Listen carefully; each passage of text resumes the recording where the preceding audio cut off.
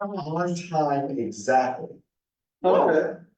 Well, I've been here a minute sooner, but I peeked into the fellowship hall to see the blood drive going on. Yes, Yeah, Red Yes. Cross is in there. and they're doing very well. They are, that's right. For anybody who's curious, the blood drive is, Who sponsored that? right now. Who's that? I'm sorry? The Red Cross. They just said, can we use your? Can we use the ball for blood drive? I said, I usually get Sure. the Merritt Cool, sorry. over on Prosperity Avenue is where we usually go. so welcome back to the Wednesday night Bible study, and I'm glad to have Bob here to handle the questions. I'm able to relay them. That's right.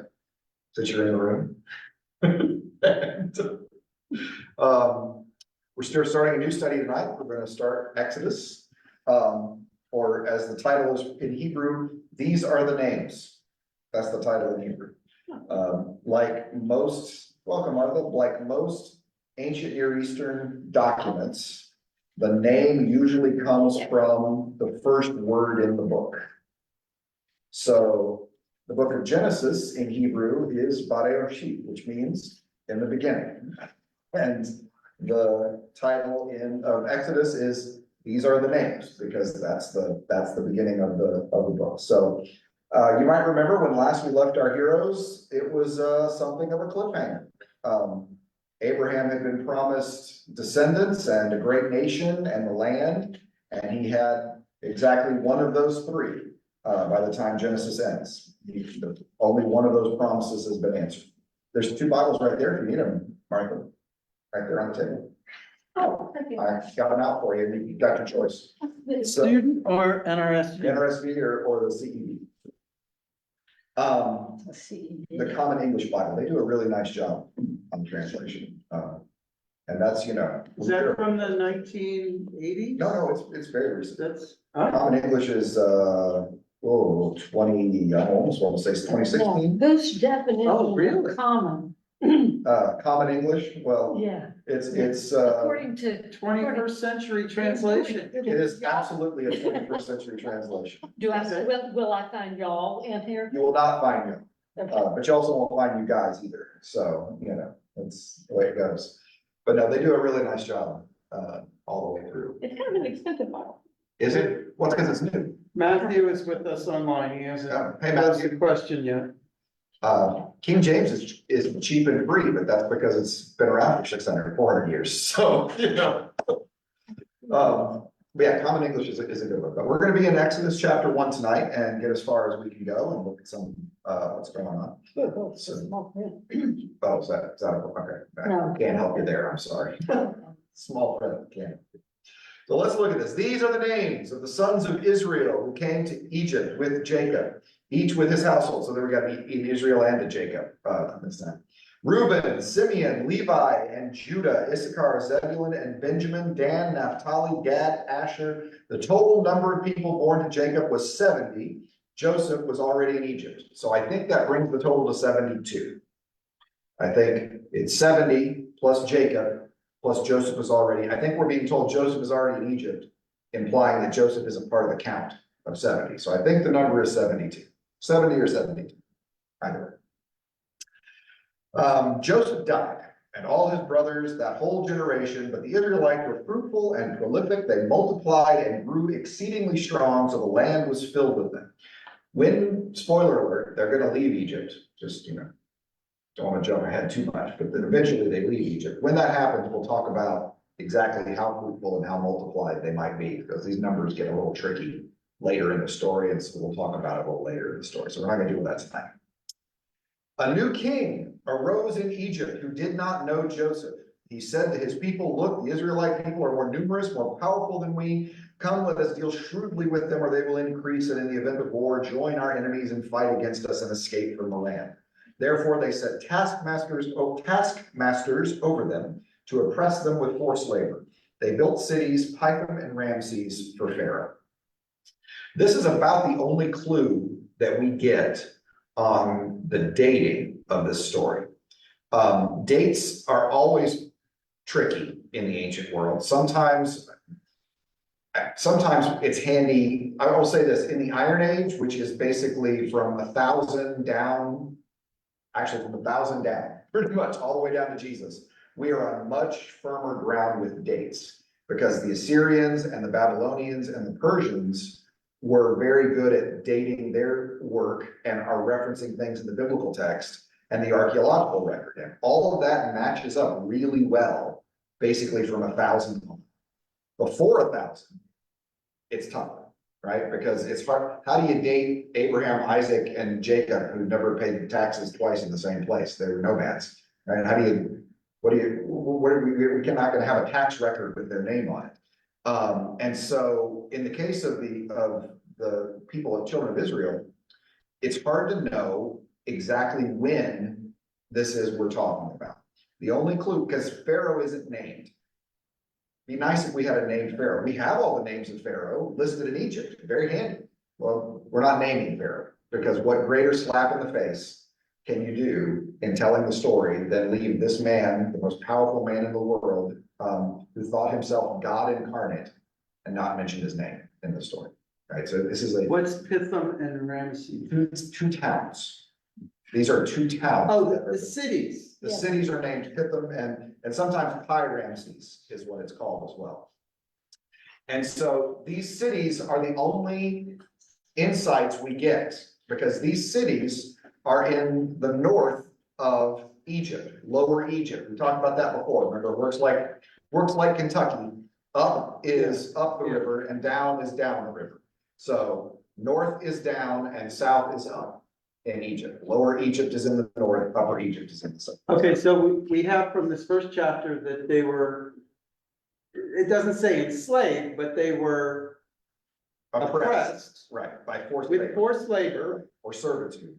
Forced That work. word. and they forced built labor is- cities, but it doesn't say anything about them building pyramids. They didn't build the pyramids, no. At this point, the pyramids, they're about The pyramids already exist. 1,000 years before this happens, the pyramids have been around, or 1,200 years. Our best guess, we're still, I'm guessing.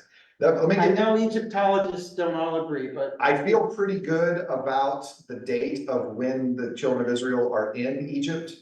But there's a couple of things that you have to kind of figure into to get that date. For one, who's the Pharaoh who doesn't know Joseph? Well, remember when we talked about Joseph, we talked about the Hyksos, these foreign rulers that were ethnically connected in some level to Joseph. They were not native Egyptians, right? They were from the Fertile Crescent, the Levant region across the Sinai. They conquered Egypt and in about 1750. And then in 1550, Ahmose the First finally got rid of these Hyksos conquerors from the Delta region, so Lower Egypt in the north, freed them. So that is where Israel and Joseph and all of the children of Israel settled, was in the north, in the Delta region, okay? In Pithom and Ramses, which aren't called Pithom and Ramses until a little bit later. So it's possible the Pharaoh who did not know Joseph was one who didn't know Joseph ethnically, like Ahmose the First. That could be. It's not just he didn't know about Joseph. It was he had no connection, right? Like the Hyksos did. Seti the First, who came a little bit later, in the late 1300s, early 1200s BC. He began building projects in the Delta. So this would be a really good time for this part of the story. Because this is when those projects start under Seti the First. Most pharaohs lived in Thebes and ruled from Thebes, which is in Upper Egypt, I think about 400 miles south of where the children of Israel are. Go ahead. Where's the delta? The Delta is right before it gets into the Mediterranean. Okay, that's what I thought, but I It is. just wanted to It's confirm. right before it gets into the Okay. Mediterranean. wait, you said most of the pharaohs lived In Thebes, which is 400 miles south, right? south. Seti lived in the Delta. So was that a shift? It was. Yeah, for some reason, Seti decided to build up that area. Because the pharaohs used to be in the delta, that's where the pyramids The are. big pyramids, 1,000 years before, are in the Yeah. Delta, yes, Yeah. but they still have the Temple of Karnak and Thebes and all the Okay. really cool stuff down there too.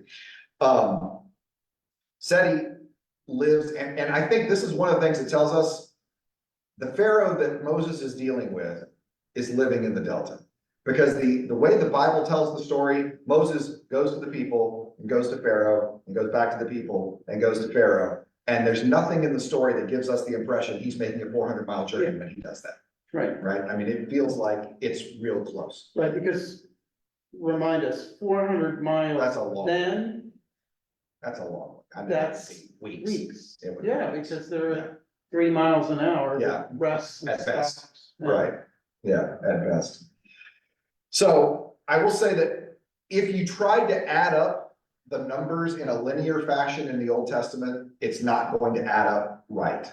But I think all of the, because they're dealing with numbers differently than we deal with numbers, they wouldn't tell the story in a linear way. And so I feel comfortable saying 13th century is the date when we're dealing with this. All right, that is about 13th century BC is when all of this is taking place. Every movie that tells the story agrees with me. 10 Commandments, Prince of Egypt, everybody in Hollywood on my side. So, Well, that doesn't. I actually know some people that were consultants on the Prince of Egypt movie and they're friends of mine and they agree with me too. So it's not just in Hollywood. They had technical, what's that? So you got that going. I got that going for me, so that's nice. But I will say every movie picks Seti as the pharaoh of the oppression. He is the one at the beginning of the story who's worried about the Hebrews and puts the taskmasters on them. And you have to have two pharaohs because the first pharaoh dies. The pharaoh of the oppression dies while Moses is in the wilderness, and then another pharaoh comes in, right? So you need two. So Seti is always picked in the movies, and there's good reason for it, as the pharaoh of the oppression. This is what also gives us a date on this. There is an archaeological find called the Merneptah Stele. Merneptah was a pharaoh right after Ramses. And Merneptah conquered these areas in Palestine in the area and talked about all the peoples that he conquered and listed people that were located in the land of Canaan. And most of the people that he listed them as nations, right? I don't think the Philistines aren't around at that point yet, but soon.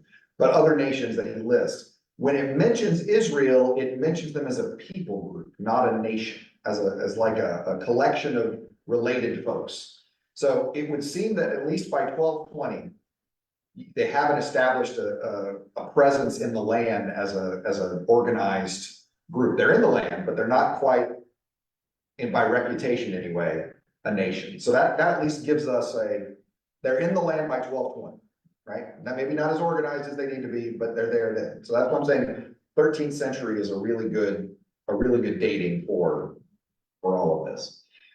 Also, Ramesses is a really good choice for the pharaoh of the Exodus.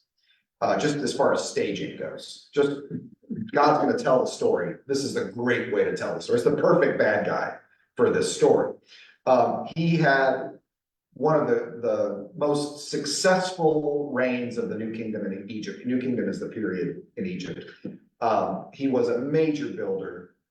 He had over 200 wives. He had concubines, 44 to 56 sons, hard to name them all. Bunches of daughters. He outlived his first dozen heirs. He lived to be 96, I believe.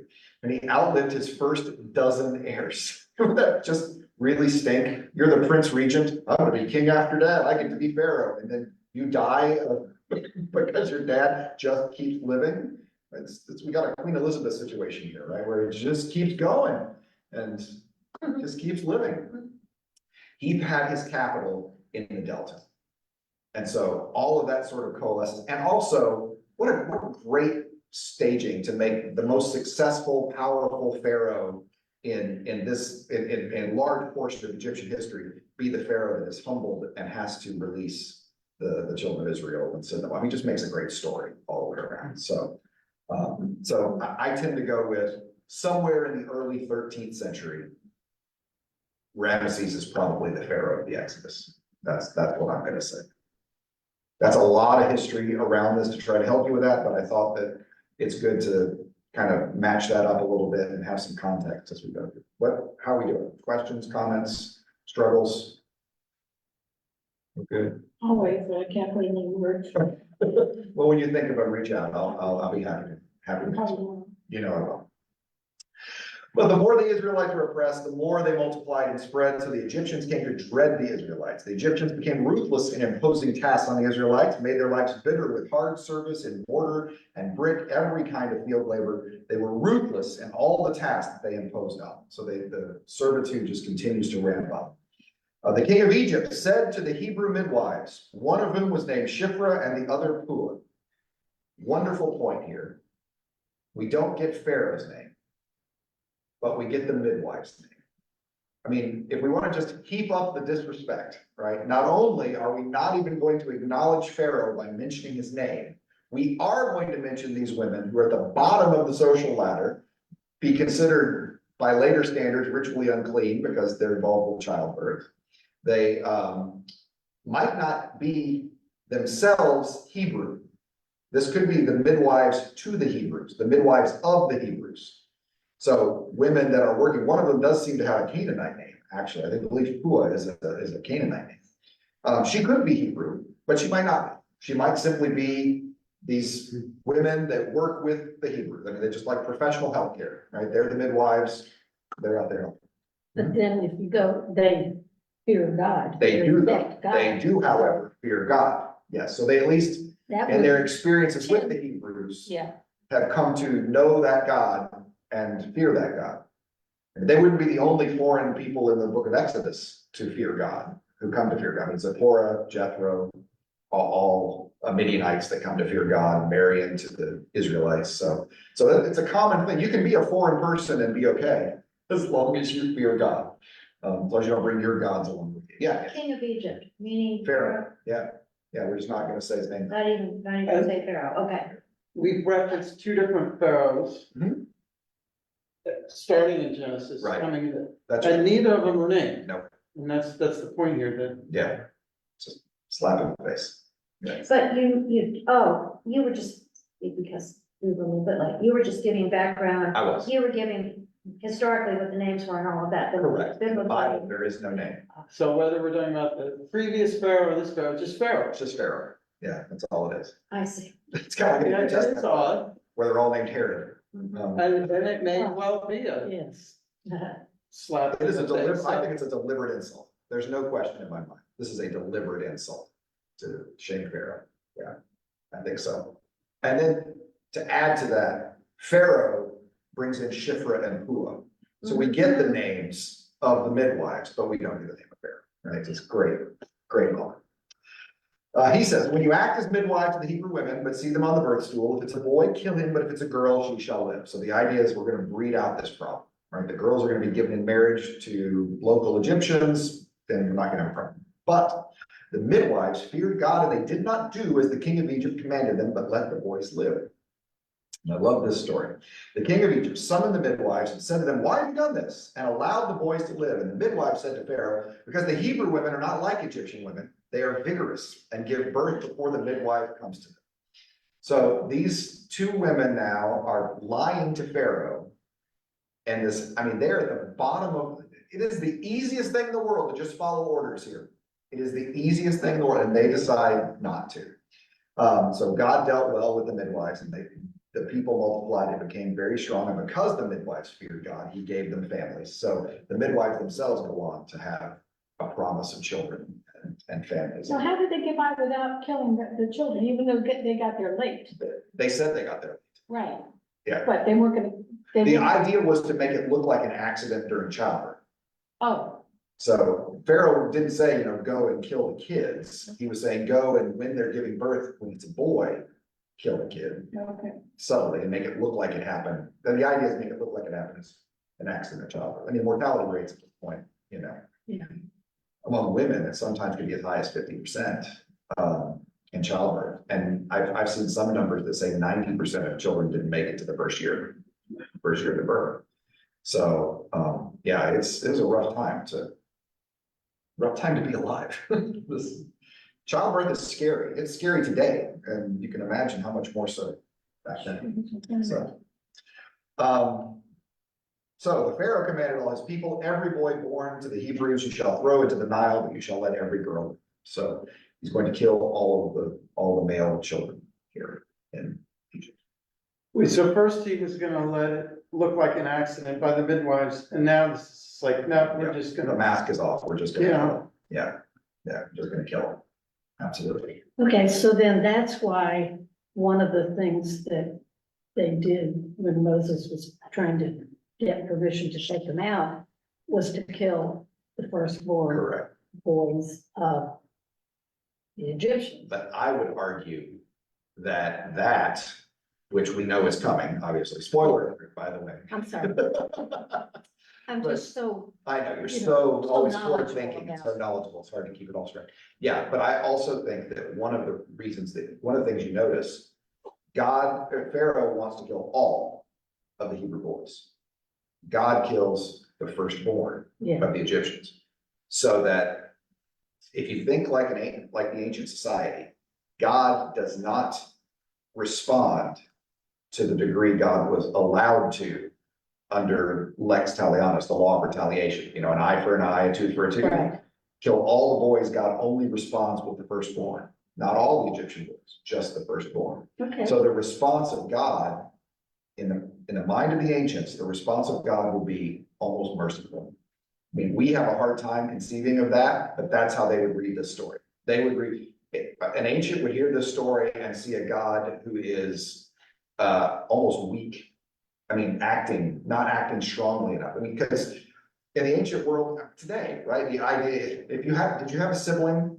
When they hit you, you hit them back harder. Everyone knows that's what happens, right? You fight with your siblings and it ends up escalating until something gets broken or your parents come in or whatever.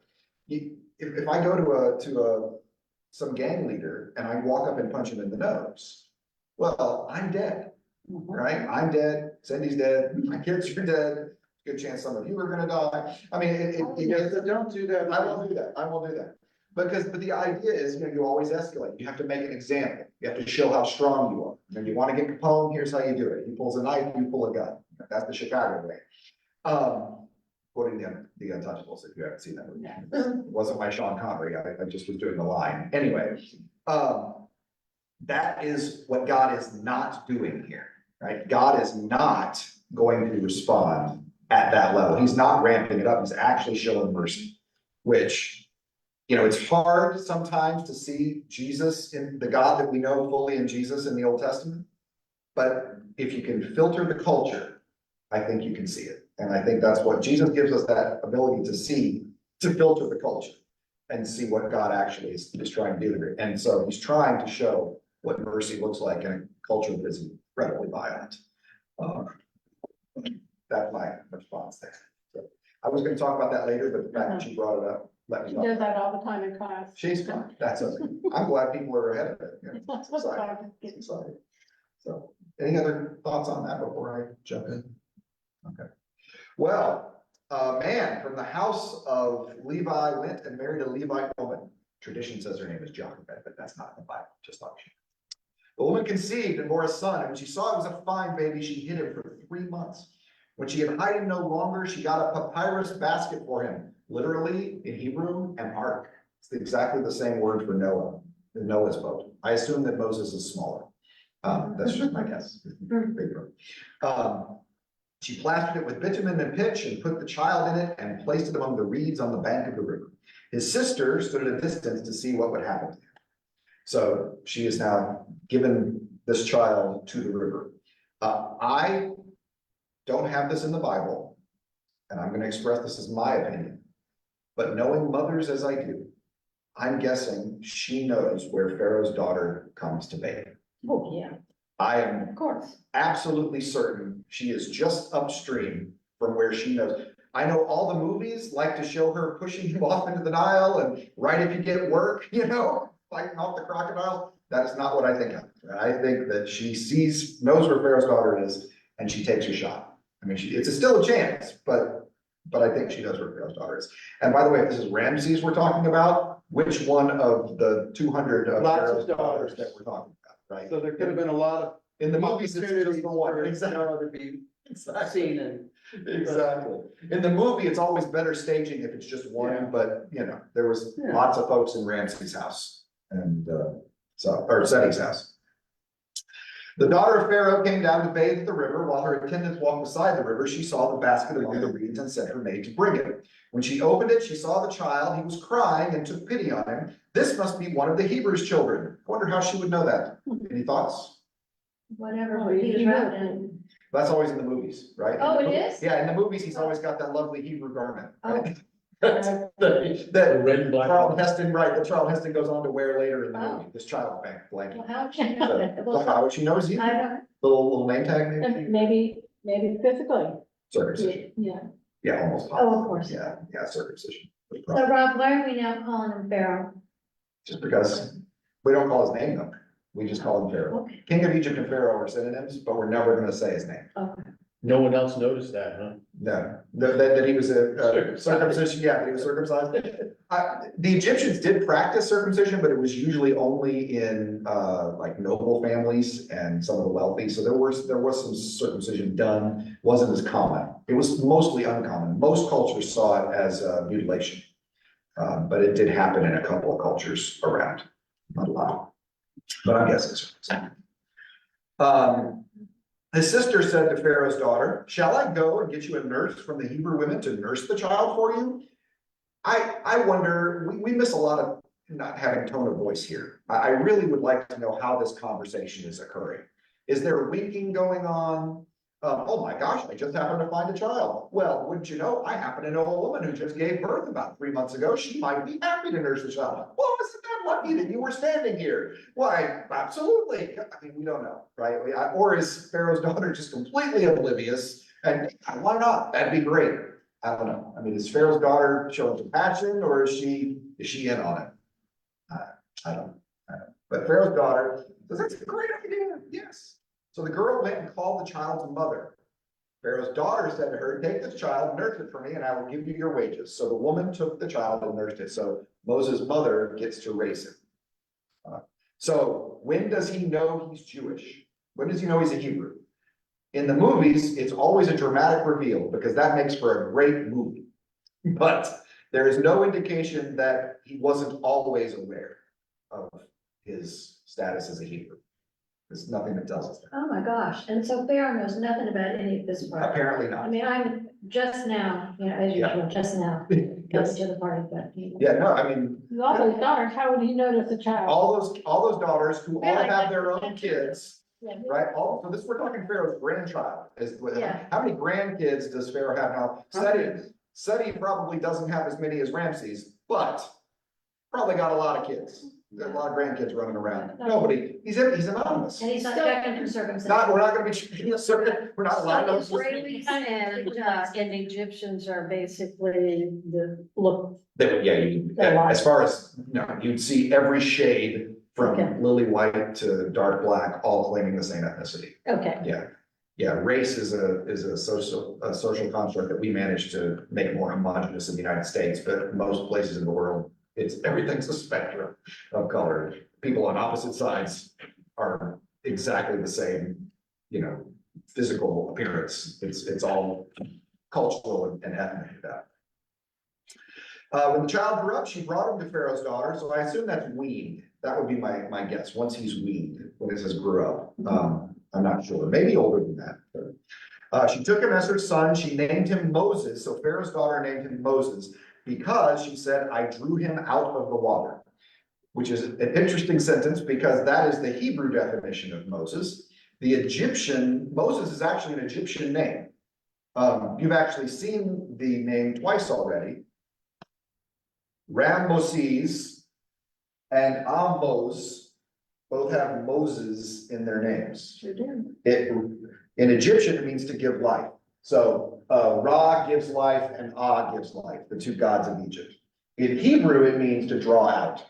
So Moses' mother did not name him. Not according to the story here, no. No, apparently Pharaoh's daughter did in Hebrew. We have a question from Matthew. Are women portrayed as more compassionate in the Old Testament? No, I think women are portrayed as compassionate throughout the text. I don't think more would be the right, I think. Absolutely. We're focusing right now. Right now in the Old Testament, yeah. So I A think story that paints them as very. Yeah, very often women are the ones who are using what power and insight they can to achieve God's purposes in a world that's not giving them much power.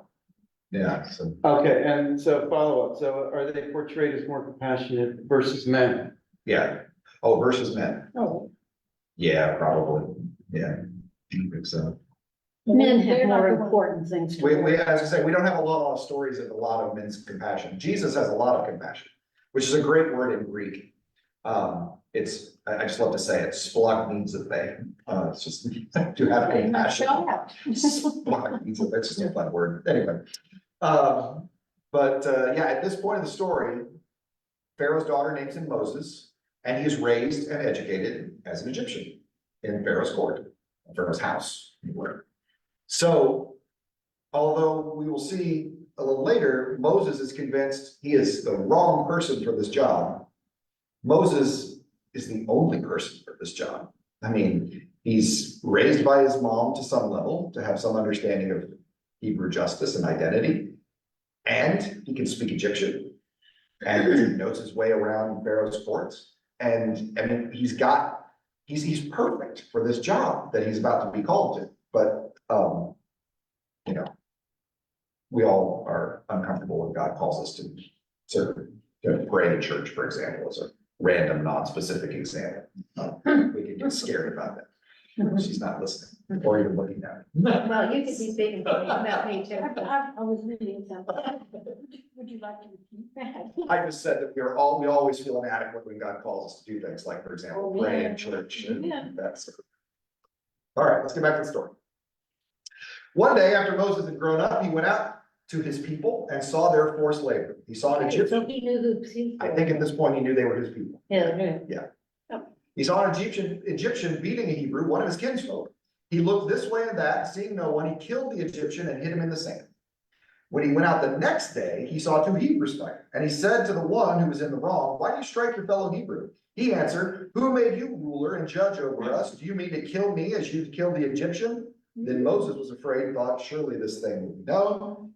Pharaoh heard of it, he sought to kill Moses.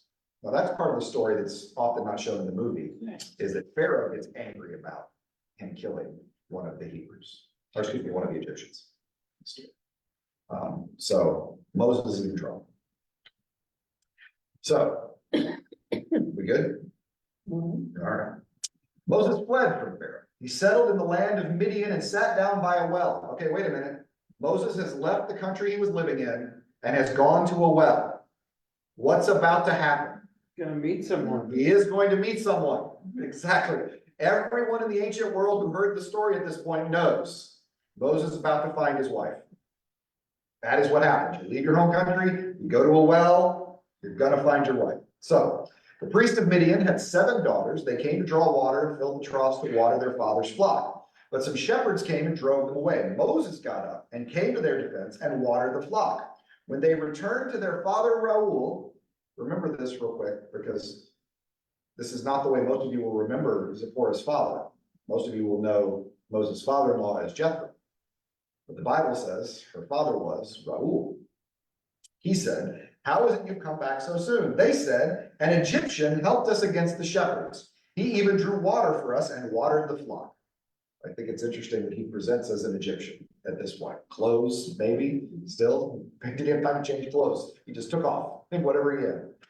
He said to his daughters, "Where is he? Why did you leave the man? Invite him to break bread." So now he leaves the well and comes home and stays with the man, saying this is a standard find the wife type scene. The only difference is home country is Egypt as opposed to Israel. Standard find the wife type scene. Moses agreed to stay with the man. He gave Moses his daughter Zipporah in marriage. She bore a son and named him Gershom and said, "For I have been an alien residing in a foreign land." Gershom means an alien. So he has a Midianite wife and a Midianite child, which will figure into the story in a little bit. Okay. We good? After a long time, the king of Egypt died. The Israelites groaned under their slavery and cried out. Out of their slavery, their cry for help rose to God.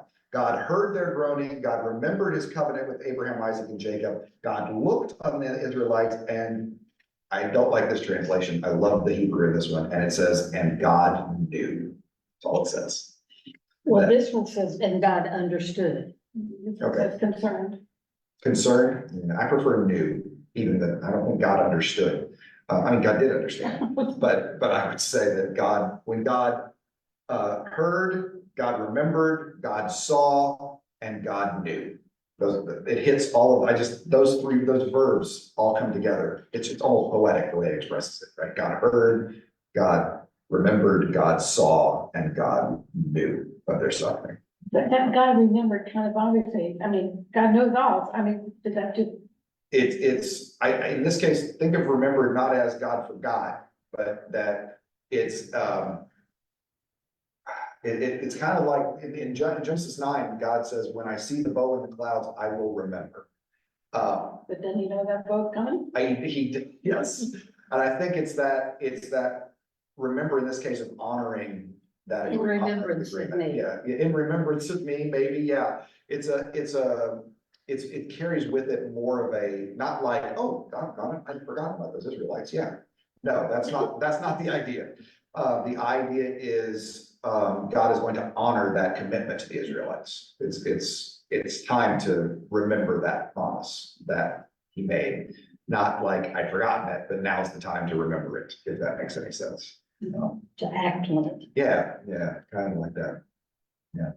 But this is a powerful place, and God does this in Exodus 3 as well, when God says, and God knew. And the reason I hit that so much, because, know has so much deeper meaning in Hebrew. It's not just to know about, but to actually, I mean, it's a word for sexual intimacy in a marriage. It's a word for a deep association. To know something is to be close to. So God knew is to say that God is experiencing that suffering in a very powerful way. And the other place that's significant, and the reason I'm highlighting it, I guess, in Psalm 1, literally at the end of that psalm, it says, God knows the way of the righteous, but the way of the wicked will perish.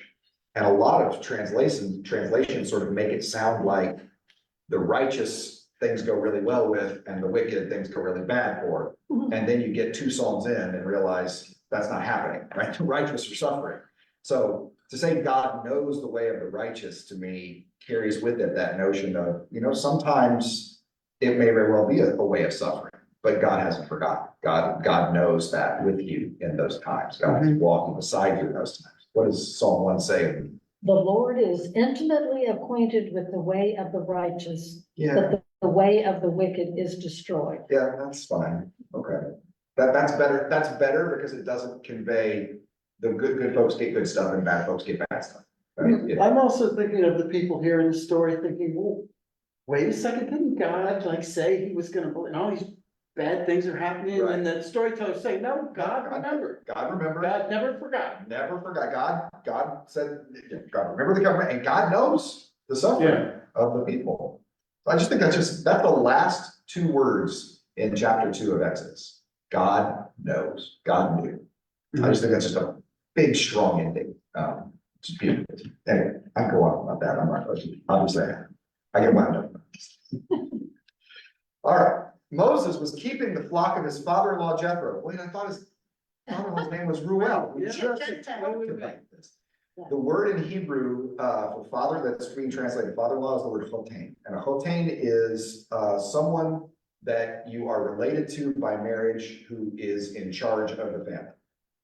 And so I think although some people will just say, well, they got 2 names. Okay, that's an easy way to do it. But I think probably what happened is in the time between chapter 2 and 3, Ruel has passed away and Zipporah's brother has taken over the leadership of the family, the patriarch of the tribe, if you will. Right. And so he is chotain, he is the father-in-law, if you will, even though he would probably be your brother. He would be the father-in-law. That's what I think is probably happening, and we just don't have the language And he's the to priest. express that. He is also a priest of Midian. Yes, that's correct.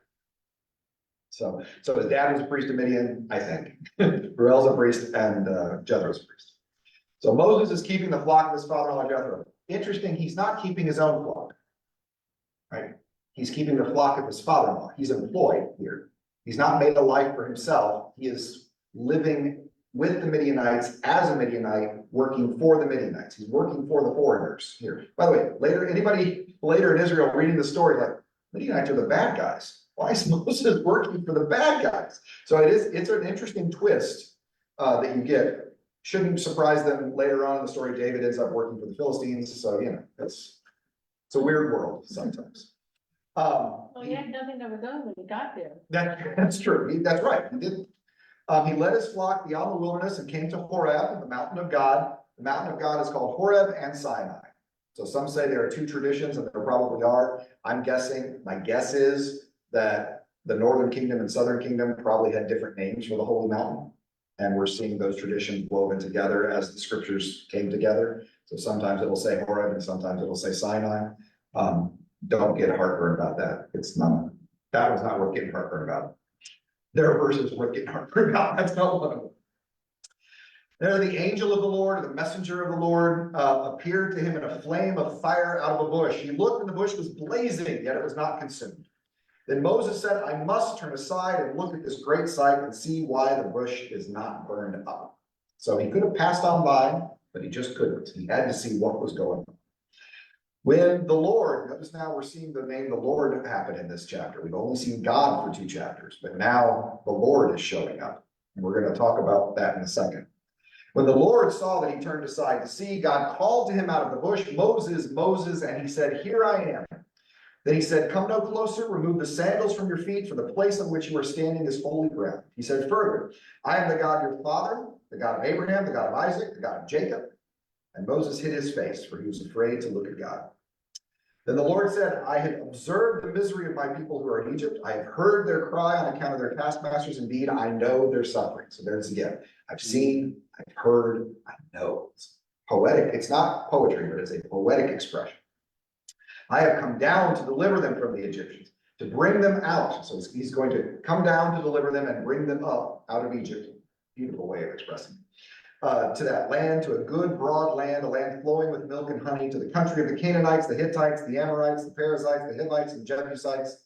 The cry of the Israelites has now come to me. I've also seen how the Egyptians oppress them. So come, I will send you to Pharaoh to bring my people, the Israelites, out of Egypt. But Moses said to God, who am I that I should go to Pharaoh and bring the Israelites out of Egypt? So this is great. God's already started. You are going to do this. But who am I to do this? God said, I will be with you, and this shall be a sign for you, that it is I who sent you. When you have brought your people out of Egypt, you will worship God on this mountain. So who am I that I will do this? You are the person that I am sending. So Moses says, well, who are you? So Moses said to God, if I come to the Israelites and say, the God of your ancestors has sent me to you, and they ask me, what is his name? What shall I say to them? And God said to Moses, Etyeh Esher Etyeh. That is what God said to Moses. Etyeh Esher Etyeh. He said further, thus you shall say to the Israelites, Etyeh has sent me to you. God also said to Moses, thus you shall say to the Israelite, the Lord, the God of your ancestors, is the God of Abraham, the God of Isaac, the God of Jacob, sent me to you. This Etyeh Esher Etyeh is tough to translate. We know it's first person, and we know it has something to do with being, to be verb. And then God conjugates it and makes it third person. So, in other words, he says, I am, you will say to the Israelites, he has sent me. He actually conjugates his name. Yahweh is actually a conjugation of Etyeh. Which this is, one says, I am who I am. I am who I am is pretty common. I am has sent me. Yeah, but that's the same thing as saying he. It is, all of these are possibilities. And you can make any permutation of this, and they're all possibilities. It can be, I was who I was who I am, I was who I will be, or I am what I was, I am what I am what I will be, or I will be what I was, I will be what I am, I will be what I will be. Or it could actually be the causal stem of the verb to be, meaning I cause to be what I will cause to be. In other words, I am the creator, that he could be saying to God. And all of these are possible permutations, which is why I don't like to translate it, because all of these are permutations. However, when the Greek Bible translates it, it makes it first person present. I am who I am, which is why when John tells the story, Jesus is picking up on the Greek and saying, I am, right? So Jesus is when Jesus says, I am, that is picking up on the Septuagint telling of this story. So it is making a reference to this story, but it's doing it through the Greek. The Hebrew is much more complicated. You have to make a call when you translate. You can't just let it sit. And, there's no way to do that. And so the Greek made a call. They made it present tense. I am. But Rob, when it says I am sent me, that second time, Yeah. that sounds third person, I am sent me. as in, Say I the am, Lord. I am has sent me. Oh, I am has sent That me. sounds sort of third personish. It does a little, yeah. Yah has sent me. God said, Yahweh has sent me. So he basically conjugates between verse Huh. 14 and 15. It goes from first to third person, Mhm. which is fascinating. We don't normally conjugate names, right? Went to high school with a kid whose last name was Wint. We didn't call him Go in the present tense.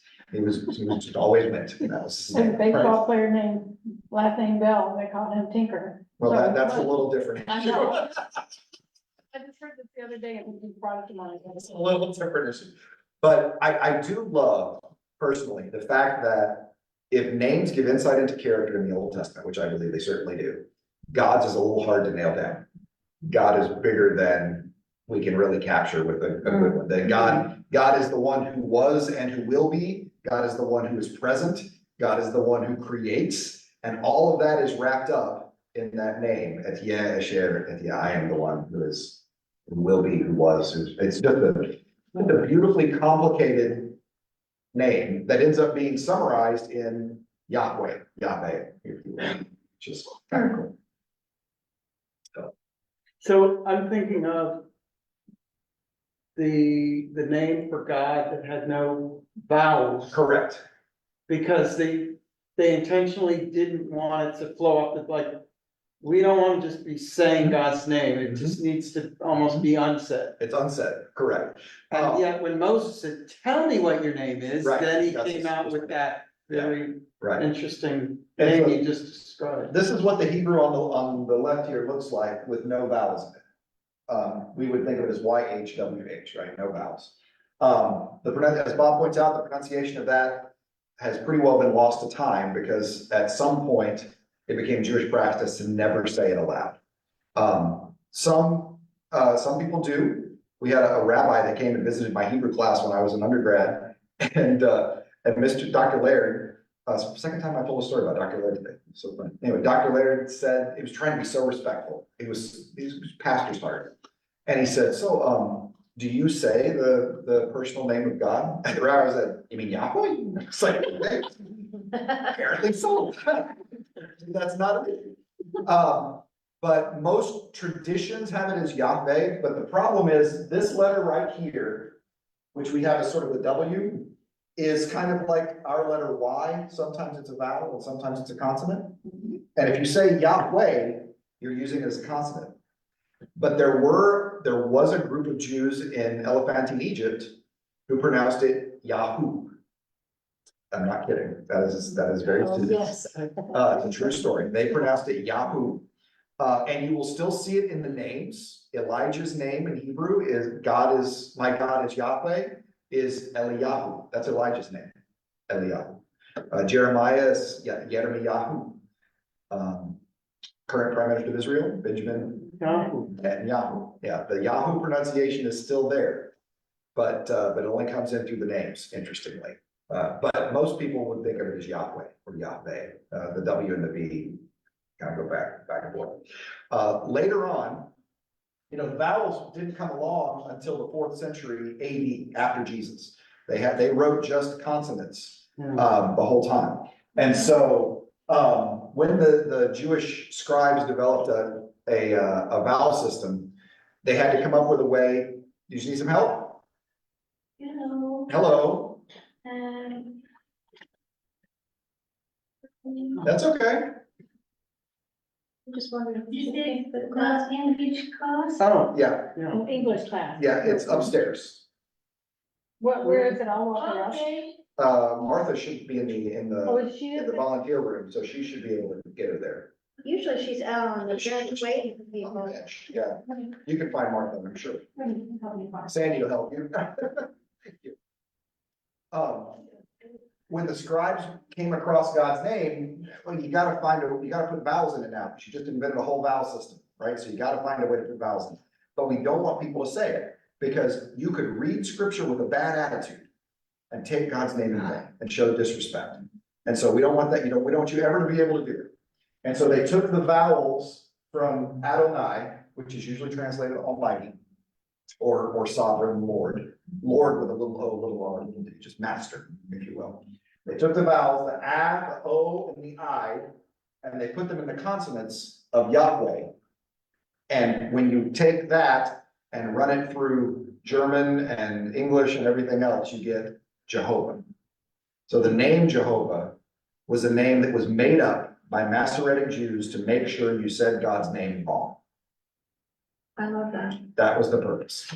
Okay, now I'm really laughing when I think of conversations I've had with Jehovah's Witnesses. Correct. They don't come back to the house if you bring this up, by the way. Spent about 15 minutes in one of them trying to convince me that that was the true name of God. Yeah. And I kept saying, I don't think he really cares how you pronounce it. Oh, he does. Big deal to God, big deal. No, this was done, Jehovah was made up 400 years after Jesus to make sure you said God's name wrong. And So that you couldn't take it in vain. so you couldn't take it in vain, correct? Yeah, and actually, when an Orthodox Jew will read Hebrew, and this is my practice as well, because it was drilled into me by my Hebrew professor. When you're reading in Hebrew, when they come across this word, they say Adonai. My Hebrew Bible professor would say Adonai when they see this word, and then translate it Yahweh. So in English, it would be Yahweh, but in Hebrew, he would say Adonai. So Baruch, here in Hebrew, Baruch atah Adonai melech haolam. Blessed are you, O Yahweh, King of the universe. So if you hear Adonai, that's for a person named for God, that they're substituting that in, if you ever hear a Jewish prayer. Yeah. And to be fair to these Jehovah Witnesses, we probably didn't spend 15 minutes. That's right. From my memory, No. that conversation went on for a while, I and it wasn't literally- 15. I literally did ask a Jehovah's Witness once why they would name their faith after a word that was made up by Masoretic Jews 400 years after Jesus. And Oh, that Oh, was- Robert, what was their they answer? blinked at me, and then I guess I got put on the list because they didn't come back anymore. Yeah, Yeah, oh my God. so that was my response. My brother's response is still probably the best, because they knocked on his door once, and when he found out they were Jehovah's Witnesses, he goes, "Oh, then you're the ones who believe that only 144,000 people actually get into heaven." And Chris said, and then they said, "Well, yeah, we do." And Chris said, "Well, I go check your records. I don't think you need me." So they put him on the list too. So Jehovah Witness? yeah, We got him down the road. we got. Well, Yeah. don't bring this up if you want to stay friends. So. Well, I don't really know. I just say thank you, I'm a Baptist. So, Wow. so God gives this personal name to Moses, that has something to do with being, and ends up translating it. So we're gonna pick up the rest of the call of Moses next week, but, this week, it opened with, you're gonna go to Egypt. Well, who am I? Well, you're the one I'm sending. Well, who are you? Well, I am Etienne Eshed, but the excuses have just gotten started. Takes 2 chapters to convince him to go, so. we'll I cover that. understand his predicament. Yes, I thought that you I might don't find it stutter, but. a kindred spirit in this Moses. So next week, of course, we have Pizay, but the week after that, we will continue our journey through Exodus. So have a great week, everybody. Thank you, Robert.